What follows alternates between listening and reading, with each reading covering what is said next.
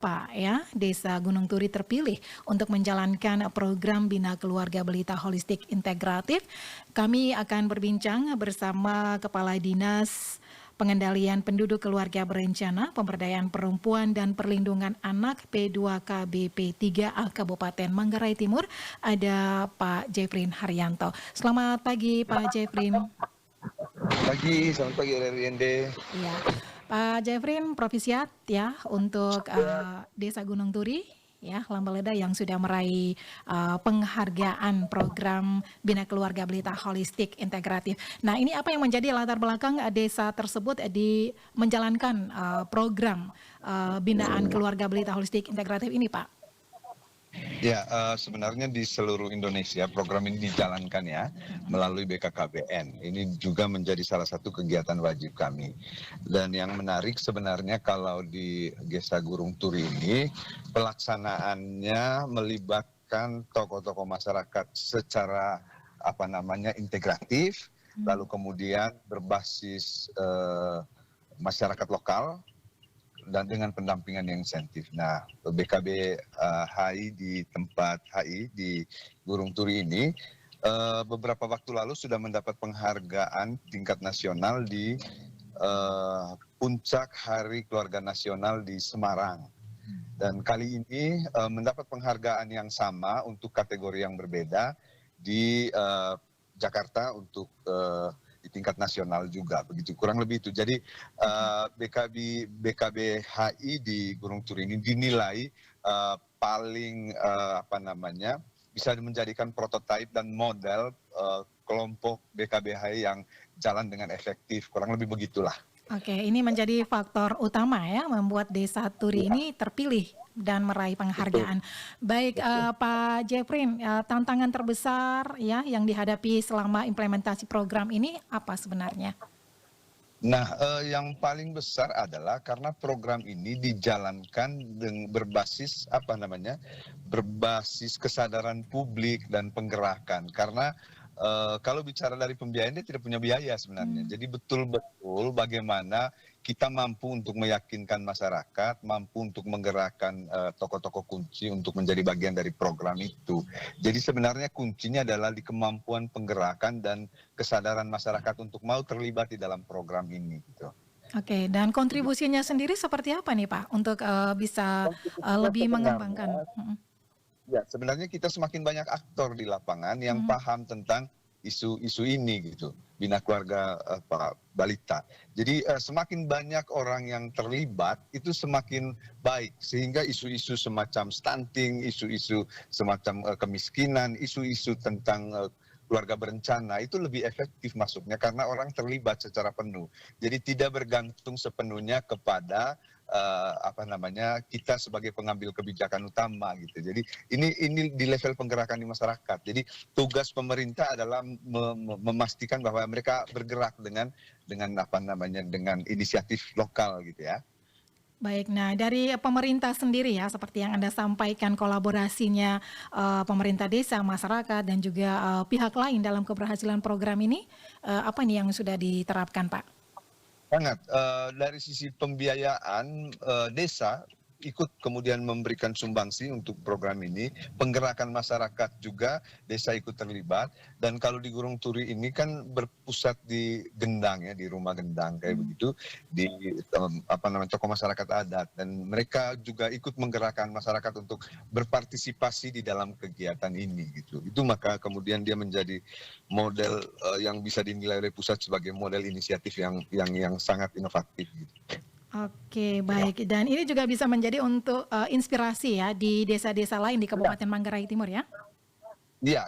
Kalau modelnya kan sudah ada, tinggal dikembangkan untuk replikasi di desa-desa lain aja. Ya, nah bentuk dukungan dari P2KBP3A sendiri dalam keberhasilan program ini apa nih Pak? Karena kami penggerak utama dari program ini adalah P2KB. P3 kami punya PLKB yang setia untuk mendampingi kelompok-kelompok ini gitu Kak.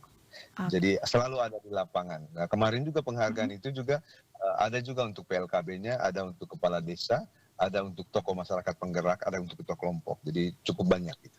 Baik, nah ini selain program yang sudah diterapkan ya, Bina Keluarga Balita Holistik Integratif, apakah ada program-program lain Pak Jeffrey? Kita masih on the way, masih seperti biasa cek dapur mama yang juga akan mendapat atensi yang cukup masif di Indonesia, bahkan rencananya mungkin akan direplikasi di banyak kabupaten di NTT.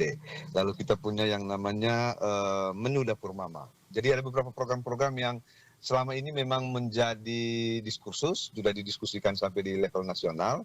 Bahkan untuk cek dapur mama, UNDP juga sudah mulai mendiskusikannya. Jadi ini program yang menurut saya bisa kita lakukan dengan masif ke depan. Oke, baik. Dan juga ada program Tamasya begitu ya Pak Jeffrey? Ya betul, itu quick win dari pemerintah terbaru, menteri terbaru itu salah satunya Tamasya, Taman Mengasuh Anak gitu ya. Tamasya di Manggarai Timur sendiri kami sudah mulai menyiapkan itu, dan beberapa psikolog sudah mau terlibat secara aktif di dalam program ini. Jadi nanti kita ada taman kota di mana di hari-hari tertentu kita menyediakan tenaga profesional supaya orang-orang tua bisa berkonsultasi dengan anak tentang anaknya kepada psikolog-psikolog yang sudah kita siapkan. Gitu. Oke, Tamasya di sana. baik, ini penerapannya untuk tahun depan seperti itu? Sebenarnya kita sudah jalan, hanya kan bersambut baik dengan program menteri yang terbaru ya. Jadi sama, hanya namanya sekarang jadi Tamasya. Kalau kita kemarin kan Taman Bahagia. Lalu sekarang disesuaikan dengan program Pak Menteri yang baru. Iya begitu. Oke, kemudian juga ada gerakan Ayah Teladan juga ya? Ayah Teladan, Gate ya, Gate, gerakan Ayah Teladan. Dulu kita sudah punya perempuan peduli laki-laki ya, dan sekarang juga tinggal dimodifikasi juga namanya. Praktis untuk program menteri, untuk 4 program yang baru ini, Manggarai Timur sudah mulai jalankan, hanya saja beda namanya. Sehingga kami tidak terlalu kesulitan sebenarnya untuk itu. Baik, program ini sudah dijalankan, bagaimana perkembangan sampai dengan saat ini seperti apa Anda melihatnya Pak? Perempuan peduli laki-laki peduli perempuan itu sudah ada di semua desa.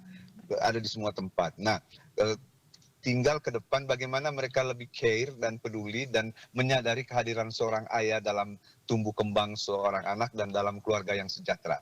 Jadi fenomena fatherless, orang-orang yang kehilangan peran ayah itu akan kita tingkatkan. Kebanyakan orang tua tidak menyadari bahwa ayah maksudnya tidak menyadari bahwa mereka sangat penting dalam pembentukan karakter anak.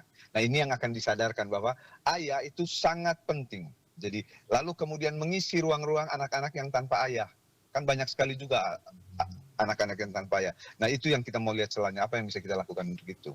Oke, baik Pak Jeffrey, nih dari program-program yang ada, keberlanjutannya program ini ke depannya seperti apa nih Pak? Harusnya sih berkelanjutan gitu ya. Harusnya kalau kepala dinasnya masih yang sama pasti berkelanjutan gitu. Pasti ya. Ya gitu. Jadi harusnya berkelanjutan, ini program pusat juga kan. Gitu. Siapapun bupatinya, siapapun kepala dinasnya pasti berlanjut. Kalau konsisten dengan program pusat kan. Begitu. Apalagi ini hal baik kan. Ya. Baik Pak Jeffrey, untuk kedepannya apa yang menjadi pesan Anda untuk beberapa desa yang mungkin belum mendapat penghargaan agar kedepannya ini bisa juga mendapatkan penghargaan yang sama nih dengan berbagai program yang ada di Manggarai Timur? Saya hanya mau bilang bahwa kita di NTT ini bisa berbuat banyak untuk Indonesia, sangat bisa. Manggarai Timur membuktikan di dalam tahun ini sudah banyak sekali penghargaan tingkat nasional itu ya. Hanya sebuah kabupaten kecil di NTT. Saya mau bilang bahwa lakukan saja dengan baik semua hal dan dengan inovasi dan tentu dengan publikasi yang baik, lalu terceritakan sampai di mana-mana. Menurut saya Indonesia ini kalau agak sombongnya gini Kak, Indonesia ini bisa kita atur dari NTT lah. Kurang begitu. Jadi yuk, semua orang bisa berprestasi deh gitu. Intinya kesadaran begitu ya Pak ya? Iya, dan kita serius jalanin program gitu. Baik, terima kasih Pak Jeffrey untuk waktunya pagi ini. Siap. Terima kasih. Selamat pagi, selamat beraktivitas. Ya.